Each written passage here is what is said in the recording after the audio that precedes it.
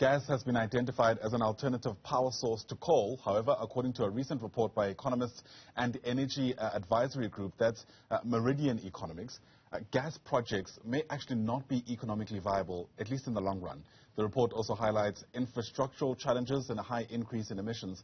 So let's unpack this report for you now. Bring in amaBhungane investigative journalist Susan Comrie, who joins us via our video link this morning. And Susan, it's great to see you. Thank you so much for making time. We'll speak about the future of gas in this country. But as a start, I was hoping we would kind of lay out the context, as it were. How reliant is South Africa on gas at the moment? Hi, Ayanda. It's an interesting question. I mean, so we use very little, or we don't use any gas for power at the moment. Most of our gas that's coming in goes to Sasol. That's being used in their synfuels business. And there are also industrial customers who use gas in various ways. But the big debate, the big kind of question that's on the horizon is to what extent are we going to use gas in the electricity sector?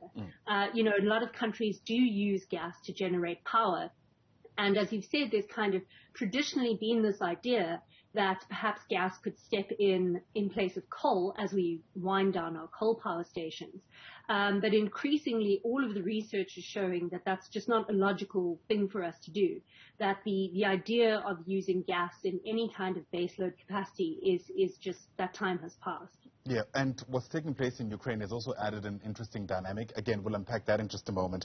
Gas, as far as I understand, is also being touted as this kind of transitional fuel as we wind down our reliance on coal and move towards renewables.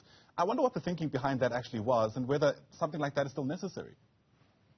So it's an interesting question. The Meridian report that you've mentioned, you know, this was one of the ideas that they looked at. Where did this idea come from that gas was going to be this transitional fuel for us? And what they sort of traced back was that this original thinking comes from the 2012 National Development Plan. Now, it's an idea that's been touted all over the world that perhaps gas can be a transition fuel. But in South Africa's case, the NDP in 2012 had laid out this idea that gas could be a sort of replacement for coal. Now, at the time, gas was cheaper than renewables. Renewable power at the time was, you know, sitting at around 200 or R2.80 a kilowatt hour, making it quite expensive. What's happened in the past 10 years, though, is that the energy sector has fundamentally changed forever. You know, the price of renewables has plummeted. And it's just no longer the case that gas is a viable alternative. It's a little bit like someone saying to you, why don't we start replacing our coal power stations and running them on diesel? I mean, if someone said that, that's just a crazy idea. It's kind of comparable when one looks at the price of gas, but also, you know, in terms of the kind of pollution cost in terms of gas. It's not substantially much better than diesel. Yeah. The other alternative is to move towards renewables and use gas in instances where there's peak generation capacity or for peaking generation capacity. My understanding of that is that when we need a bit more capacity, then perhaps gas might be what we lean on in order to reach demand. Speak to me about how viable something like that is, especially in a context where, as irony would have it, gas is a whole lot more expensive because of the war in Ukraine. Yeah, absolutely. I mean, so the academic studies that are being done, and these are kind of complex energy modeling studies that look at, you know, how much demand is there, how does the weather affect, you know, the output of renewables, all of those types of things. What they are consistently coming to, the conclusion they're consistently coming to, is that we need a small amount of peaking power. So this would be, as you say, power that we can kind of tap on at short notice to fill in gaps in the power sector where we have kind of lulls that are either, you know, during the day, or we have lulls that last a few days where we have bad weather, say. Now, in terms of peaking power, there are various technologies that can plug that gap. Batteries is a very viable way of plugging some of those shortfalls, but there are some shortfalls kind of longer term peaking where we have a couple of days of bad weather, where we're going to need a different type of peaking technology. Now, the options on the table at the moment are diesel and gas. But increasingly, there's also, you know, green hydrogen could also play that role. In terms of how available it is, I mean, as you pointed out, the war in Ukraine has kind of sent already volatile gas prices just into an absolute roller coaster in terms of those gas costs. Gas is also, traded in US dollars, which makes it difficult for us because we're having to buy it, and contend with the kind of rand volatility.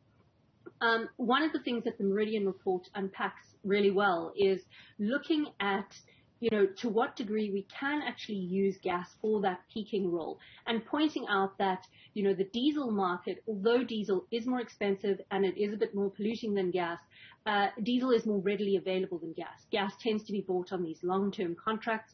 There's a high demand for gas at the moment. So the conclusion they come to is that, some peaking can be provided by gas, but some will likely need to be provided by diesel. That's interesting. I mean, I think it was the Business Day that reported earlier this week that, in response to the volatility that was created by this war in Ukraine, countries including Germany and Austria that use gas quite heavily have actually had to start turning on their coal power stations in order to meet demand in their own countries.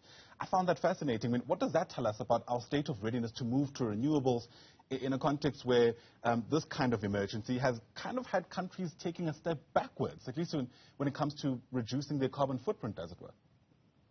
Yeah, absolutely. It's a fascinating development that we're seeing. I mean, I think, South Africa's context is a little bit different in a way. We have been trying to get our coal power stations to give us more power. That's been Eskom's plan for a number of years. They've been talking about increasing the energy availability factor of those power stations. That's why we've been having, all the sort of reliability maintenance program. It's unfortunately not working to the extent that we would like it to. It's not delivering the kind of power that we need. Our coal power stations, unfortunately, are just old. They are, they're delivering as much as power as they can. We don't really have that lever to pull to tap into more coal power.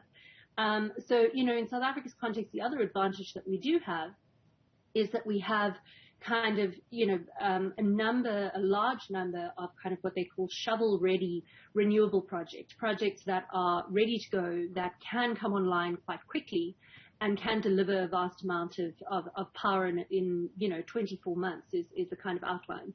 I think, this often gets brought up, this question of like, well, if Europe is doing this, why can't South Africa? I think it's worth looking at the kind of solar radiation maps. When one looks at a solar radiation map of the world, you see that South Africa has kind of just absolutely unparalleled solar resources in particular. The DRC at one point was called a kind of geological scandal because of the mineral wealth beneath the ground. I'm not sure what the comparison is for solar radiation, but South Africa is a scandal in its own right. I mean, we just have vast resources that are ready to be tapped into and can be brought online in a short amount of time. Yeah, you speak about questions that often get brought up. I mean, another one of those questions is around how easy it will be infrastructure-wise for South Africa to be engaged in this kind of transition. Again, the plan with gas in the past is that gas would be used as an opportunity to allow South Africa to get ready for the renewables before they finally kick in. We now know that using gas is a bit more complicated.